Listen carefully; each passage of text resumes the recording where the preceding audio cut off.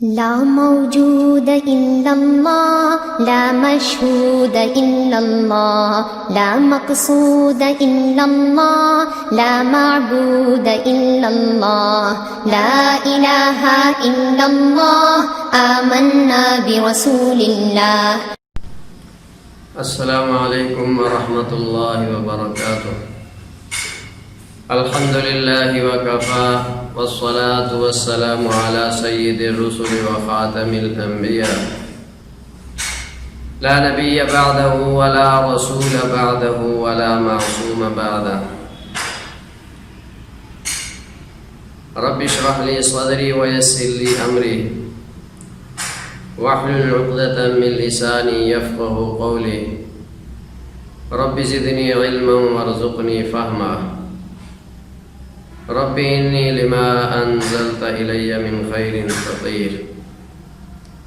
اللهم صل على سیدنا محمد وعلى آل سیدنا محمد كما صلیت على سیدنا ابراہیم وعلى آل سيدنا إبراهيم إنك حميد مجيد.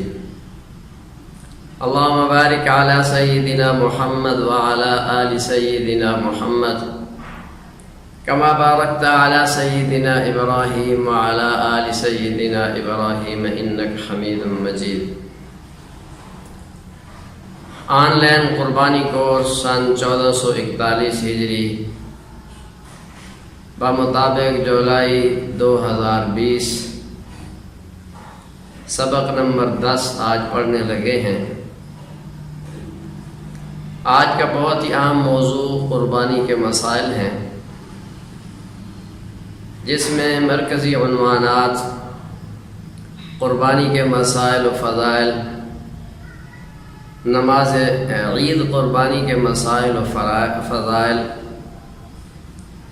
نماز عید کا طریقہ، 12 تکبیرات کی تفصیل، عورتوں کا عیدگاہ میں جانے کا حکم، عید کا وقت اور عید کا مقام، خطبہ عید کے احکام، تکبیرات کے بھول جانا اور مسبوق کے احکام. چنانچہ عید کے مسائل و فضائل کے متعلق عرض ہے کہ عید کو عید اس لیے کہتے ہیں کہ یہ عوائد بمعنی احسانات سے مشتق ہے.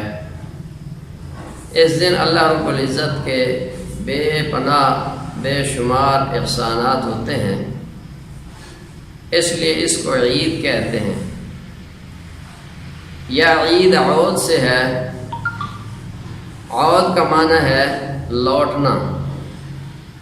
یہ دن چونکہ بار بار لوٹتا ہے، اس لیے اس کو عید کہتے ہیں. اور اگلی بات کہ عید کا حکم کیا ہے، فرمایا کہ اصح قول کے مطابق عید کی نماز واجب ہے. تو واجب کا مطلب یہ ہوا کہ بلا عذر شرعی اس کو چھوڑ دینا گناہ کبیرہ ہے. لہذا جہاں عید وہاں صرف جائز ہے جہاں پر جمعہ کی شرائط پائی جاتی ہوں. جہاں جمعہ کی شرائط نہ پائی جائے وہاں عید پڑھنا جائز نہیں. اگلا مسئلہ سمجھیں کہ نماز عید جماعت کے ساتھ واجب ہے. جس کو جماعت نہ مل سکی اس کو چاہیے کہ گھر جا کر 2-4 رکعت نفل پڑھ لے. یہ استحباباً اور توبتاً ہے. یہ اس وقت ہے کہ جب اور جگہ عید نہیں مل سکتی. اگر کسی اور جگہ عید مل سکتی ہے تو وہاں چلا جائے. اگر عید کی جماعت کہیں بھی ملنا ممکن نہیں ہے تو 2-4-10-20 لوگ عید کی نماز سے رہ گئے ہیں تو انہیں یہ اجازت نہیں ہے کہ علیحدہ اپنی جماعت کرائیں، بلکہ وہ گھروں میں جا کر 2 رکعت یا 4 رکعت مستحب نیت سے یا توبہ کی نیت سے نفل ادا کر لیں. اگلا مسئلہ سمجھیں کہ عید کی نماز کا طریقہ کیا ہے؟ فرمایا عید کی 2 رکعتیں پڑھنی ہیں جس طرح عام فجر کی نماز پڑھی جاتی ہے، صرف فرق اتنا ہے کہ عید کی نماز میں 6 تکبیریں زائد ہوتی ہیں، باقی نماز فجر کی طرح ادا کرنی ہے۔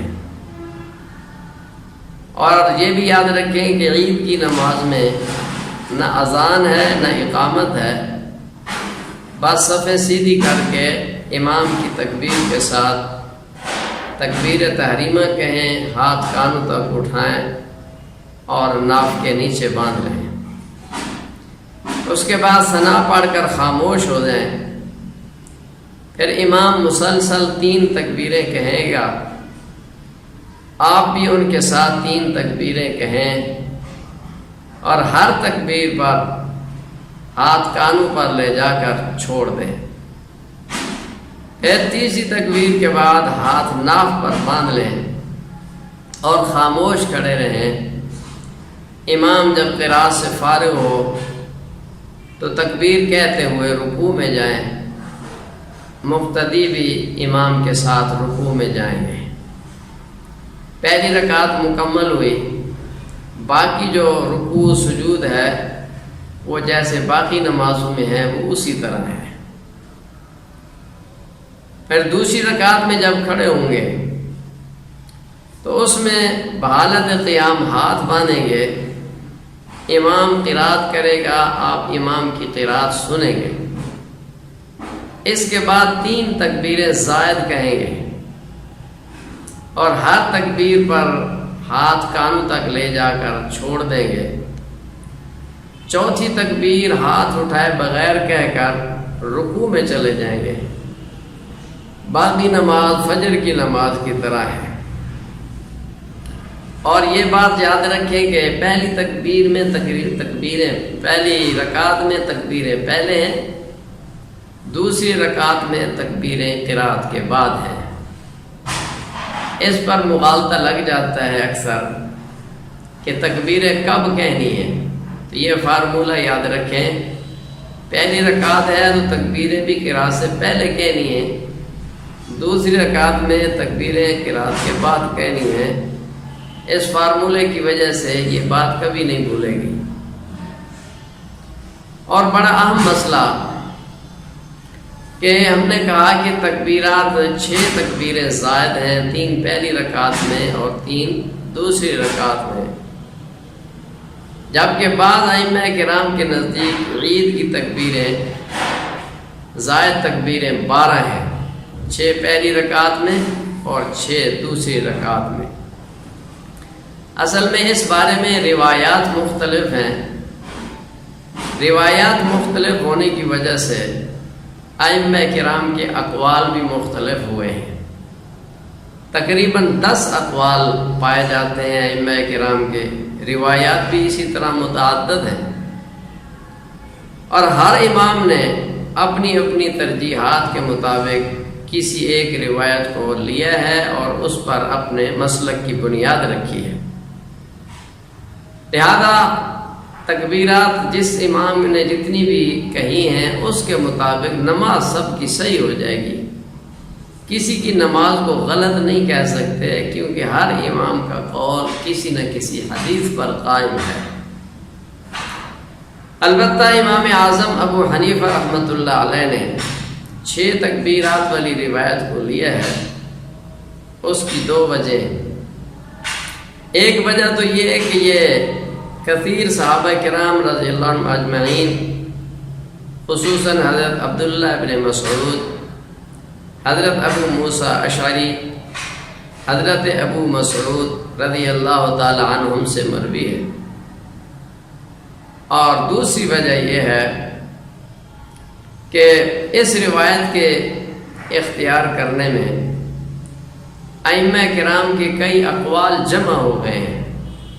مثلاً 8 تکبیروں والی روایت بھی اس میں آ سکتی ہے، 10 والی بھی آ سکتی ہے، کیونکہ تکبیر تحریمہ کو شامل کر لیا جائے، دوسری رکعت کی پہلی تکبیر کو شامل کر لیا جائے تو 8 بن جاتی، رکوع کی تکبیروں کو شامل کر لیا جائے تو 10 والی روایت پر بھی عمل ہو جاتا ہے۔ اور 6 والی روایت پر بھی عمل ہو رہا ہے، جبکہ 12 والی روایت لینے میں باقی روایات پر عمل نہیں ہو سکتا۔ اس لیے امام صاحب رحمہ اللہ نے اس کو ترجیح دی ہے۔ باقی تفصیل بڑی کتابوں میں ہے، البتہ اتنی بات یاد رکھیں کہ پاکستان، ملک پاکستان، یہاں سب احناف رہتے ہیں، کوئی شافعی مالکی نہیں ہے۔ بعض لوگ یہاں پر بھی 12 تکبیریں شروع کر دیتے ہیں، ان کا مقصد امت میں انتشار پھیلانا ہے کہ امت ایک راستے پر اور صحیح راستے پر چل رہی ہے، تو اس میں کوئی ایسا نیا کام کرو کہ لوگ تشویش میں پڑ جائیں کہ صحیح کیا ہے اور غلط کیا ہے۔ تو اس تشویش پھیلانے کے لیے، شکوک و شبہات پھیلانے کے لیے کچھ لوگوں کو یہ ڈیوٹی سونپی گئی ہے کہ امت میں انتشار پھیلاؤ، جو ایک راستے پہ چل رہا ہے اس کو شک میں ڈال دو، اور یاد رکھو بے ایمانی کی پہلی سیڑھی شک ہے۔ اللہ پاک کی حفاظت فرمائے۔ اور اگلا مسئلہ وہ بھی اسی طرح کا بڑا اہم ہے کہ عورتوں کا عیدگاہ میں جانا کیا حکم رکھتا ہے۔ یاد رکھیں، عورتوں کے لیے عیدگاہ میں جانا یا جمعے کے لیے مسجد میں جانا جائز نہیں ہے، اور اس کی وجہ کیا ہے؟ اہم ترین دلیل حضرت ام حمید سعدی رضی اللہ تعالیٰ عنہ کی روایت ہے۔ اتنی بات تو واضح ہے کہ حضور انور صلی اللہ علیہ وسلم کے زمانہ مبارک میں خواتین عیدگاہ میں جایا کرتی تھی، حتیٰ کہ جو ایام میں ہوتی تھی ماہواری کی حالت میں، انہیں بھی حکم تھا کہ وہ بھی عیدگاہ میں جایا کریں۔ پھر حضور انور صلی اللہ علیہ وسلم نے آخر عمر میں اس عمل کو ناپسند قرار دیا، چنانچہ حضرت ام حمید سعدی رضی اللہ تعالی عنہ کی روایت ہے، فرماتی ہے میں نے حضور خاتم النبیین صلی اللہ علیہ وسلم سے عرض کیا کہ میں چاہتی ہوں کہ آپ کے پیچھے نماز پڑھا کروں، میرا خاوند مجھے منع کرتا ہے، تو میں کیا کروں؟ تو حضور خاتم النبیین صلی اللہ علیہ وسلم نے ارشاد فرمایا، تیرا اپنے گھر میں نماز پڑھنا میری مسجد میں میرے پیچھے نماز پڑھنے سے افضل ہے، پھر گھر کے برآمدے میں نماز پڑھنا صحن کی نماز سے افضل ہے، پھر کمرے میں نماز پڑھنا برآمدے کی نماز سے افضل ہے، پھر کمرے کے بھی اس خاص کونے میں جا کر چھپ کے نماز پڑھنا باقی کمرے سے بھی افضل ہے۔ خلاصہ اور مفہوم اسی طرح کا ہے۔ تو اس کے بعد حضرت ام حمید سعدی رضی اللہ عنہ اپنے خامن سے فرمایا، عرض کیا کہ میرے گھر میں ہی میرے لیے مسجد بنا دو۔ ایک جگہ ان کی مسجد کے لیے مخصوص کر دی گئی، تو مرتے دم تک وہ اسی جگہ نماز پڑھتی رہی۔ تو یہ روایت منع کی روایت ہے کہ خود حضرت صلی اللہ علیہ وسلم نے خواتین کو اپنی مسجد میں آنے کو پسند نہیں فرمایا، حالانکہ آپ کی مسجد میں نماز پڑھنا باقی مساجد سے افضل ہے۔ پھر حضور خاتم النبیین صلی اللہ علیہ وسلم کی امامت میں نماز پڑھنا یہ کائنات کی سب سے بڑی سعادت ہے، اس کے باوجود آپ نے انہیں منع فرما دیا۔ اور کیسی عجیب بات ہے، احمقانہ سوچ ہے کہ آج نہ لا علم خواتین بھولی بھالی عورتوں کو یہ جھانسا دیا جاتا ہے کہ عورتوں کا عیدگاہ میں جانا مٹی ہوئی سنت ہے، تم مردہ سنت کو زندہ کرو گی تو تمہیں 100 شہیدوں کا ثواب ہوگا۔ انا للہ و انا الیہ راجعون۔ عورتوں کو 100 شہیدوں کے ثواب کی لالچ میں گھروں سے نکال کر مردوں کے ساتھ کھڑا کرنا، یہ کون سی دین کی خدمت ہے؟ پھر حدیث میں تو یہ بھی ہے کہ حائضہ عورتیں بھی جاتی تھی، پھر اپنی حائضہ عورتوں کو بھی لے جاؤ گے کیا؟ ان سے بھی پھر سنت پر عمل کرواؤ۔ اللہ پاک کی دین کی سمجھ عطا فرمائے۔ یاد رکھو، عورتوں کا عیدگاہ میں جانا حدیث ہے، سنت نہیں ہے۔ ہر حدیث سنت نہیں ہوتی، جبکہ ہر سنت حدیث ہوتی ہے۔ جس کام سنت کیا ہے کہ جس حضور انور صلی اللہ علیہ وسلم کے جس فرمان کو، جس عمل کو خلفائے راشدین نے سنت سمجھا وہی سنت ہے۔ اب حضرت عمر رضی اللہ تعالیٰ عنہ نے خواتین کو منع کر دیا۔ ام المومنین سیدہ طیبہ طاہرہ حضرت عائشہ صدیقہ رضی اللہ عنہ فرماتی ہیں کہ آج جو کچھ خواتین فتنوں میں مبتلا ہو چکی ہیں، اگر یہ حالات حضور انور صلی اللہ علیہ وسلم دیکھ لیتے تو آپ بھی صراحتاً منع فرما دیتے ہیں۔ اب اس زمانے کی یہ بات ہے، اور آج 1450 سال کے بعد ہم بیٹھے عورتوں کو شہیدوں کا ثواب دکھا کر ان کو گھروں سے نکال رہے ہیں۔ خدا را امت کی بیٹیوں پر رحم کیجئے اور ایسے انتشار اور بے حیائی کے راستوں پر خواتین کو مت لگائیے۔ اگلا مسئلہ عید کا وقت کیا ہے؟ فرمایا عید کا وقت طلوع آفتاب سے زوال تک ہے۔ 10 ذوالحجہ جس وقت سورج نکلا وقت عید کا شروع ہو گیا، زوال تک کے وقت رہتا ہے۔ اگر اس دوران نماز نہیں پڑھی جا سکی کسی عذر کی وجہ سے، بارش طوفان آ گیا، کوئی اور وجہ بن گئی، چاند میں شک ہو گیا، تو زوال کے بعد پھر عید نہیں پڑھی جائے گی۔ عید الفطر دوسرے دن پڑھی جائے گی، اور اگر عید الاضحیٰ ہے تو دوسرے دن بھی پڑھی جا سکتی ہے اور تیسرے دن بھی پڑھی جا سکتی ہے۔ اگلا مسئلہ کہ عید کا افضل مقام کیا ہے؟ یاد رکھیں عید کا افضل مقام تو کھلا میدان ہے، اور دوسرے نمبر پر عیدگاہ ہے، اور تیسرے نمبر پر جامع مسجد ہے جس میں جمعہ ہوتا ہے، تو کسی مجبوری کی وجہ سے اس میں بھی پڑھنا جائز ہے۔ یہ تیسرا درجہ ہے۔ اور اگلا مسئلہ سمجھے خطبہ عید کے احکام۔ یاد رکھو کہ عید کا جو خطبہ ہے وہ مسنون ہے۔ افضل ہے کہ پہلے خطبے میں 9 مرتبہ اور دوسرے خطبے کے شروع میں 7 مرتبہ مسلسل تکبیرات کہیں۔ امام یہ کہے گا، مقتدی نہیں کہیں گے اللہ اکبر اللہ اکبر لا الہ الا اللہ واللہ اکبر اللہ اکبر وللہ الحمد، یہ 1 مرتبہ ہوا۔ اس طرح 9 تکبیریں شروع میں، 7 آخر دوسرے خطبے کے شروع میں، اور بعض اقوال کے مطابق آخر میں 14 تکبیریں ہیں۔ اور جو سامعین ہیں سلام پھیرنے کے بعد بس 1 دفعہ تکبیرات کہیں گے، اس کے بعد خاموش ہو کر امام کی تکبیریں سنتے رہیں، خطبہ سنتے رہیں، اس دوران بولنا نہیں ہے۔ ہاں دل میں کہتے رہیں تو کوئی حرج نہیں، زبان سے نہ بولیں۔ اگلا مسئلہ، اگر امام تکبیرات بھول جائے، یہ عام طور پر دوسری رکعت میں متشابہ لگ جاتا ہے، امام بھول کر رکوع میں چلا جائے تو مقتدیوں کو چاہیے کہ لقمہ دے کر رکوع میں چلے جائیں۔ لقمہ اس لیے دینا ہے تاکہ پتہ چل جائے امام کو کہ میں بھول گیا ہوں، پھر خود بھی رکوع میں چلے جائیں اور رکوع میں ہاتھ اٹھائے بغیر تکبیریں کہہ لیں۔ اور مسئلہ، جس کی پہلی رکعت رہ گئی ہو وہ کیسے اپنی نماز پوری کرے گا؟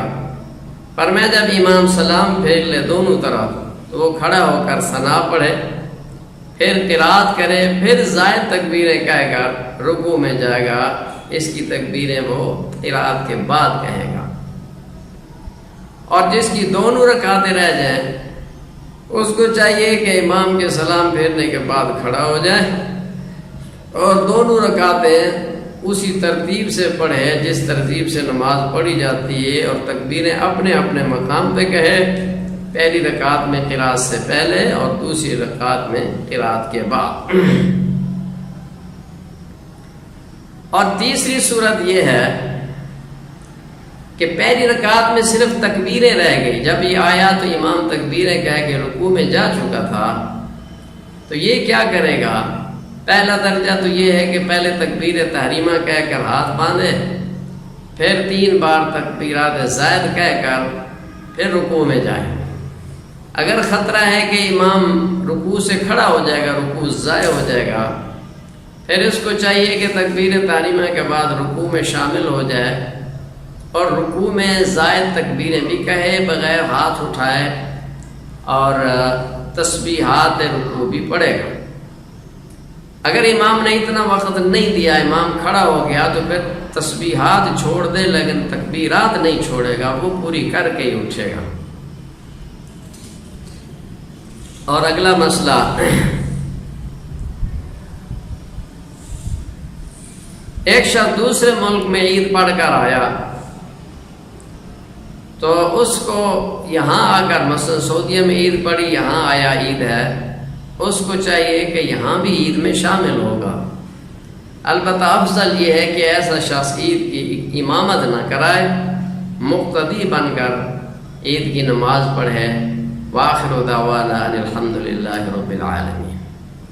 لا موجود إلا الله، لا مشهود إلا الله، لا مقصود إلا الله، لا معبود إلا الله، لا إله إلا الله، آمنا برسول الله